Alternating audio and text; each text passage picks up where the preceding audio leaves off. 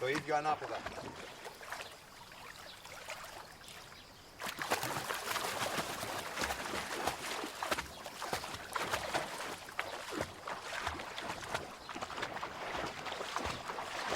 Το ίδιο ανάποδα.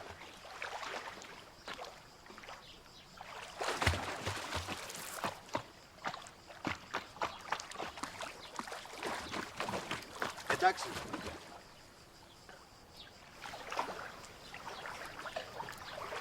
Βούτα.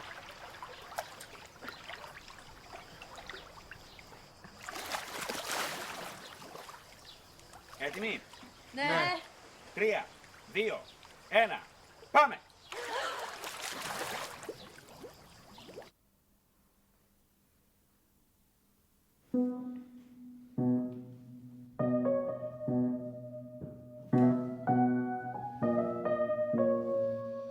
Σε λίγο καιρό η μητέρα σας θα φέρει στον κόσμο άλλα 2 παιδιά και ακόμα ένα σκύλο.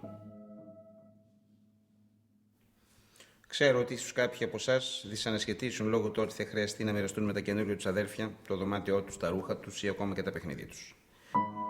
Θέλω να πάρετε όμως τη θετική πλευρά των πραγμάτων. Θα έχετε άλλους 2 ανθρώπους να σας στηρίζουν. Η οικογένειά μας θα μεγαλώσει. Και ήθελα να χειροκροτήσουμε όλη τη μητέρα σας προκαταβολικά για αυτό το δώρο.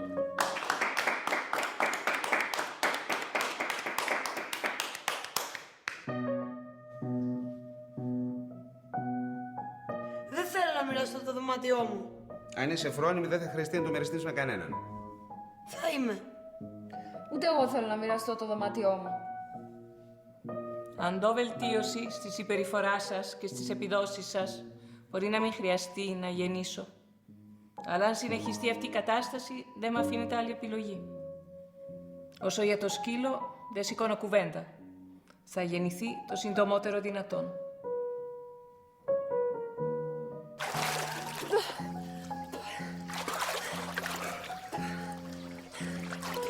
Μπράβο, αγάπη μου. Μπράβο σε όλους δηλαδή. Σκουπίσου και έλα να πάρεις το έπαθλο.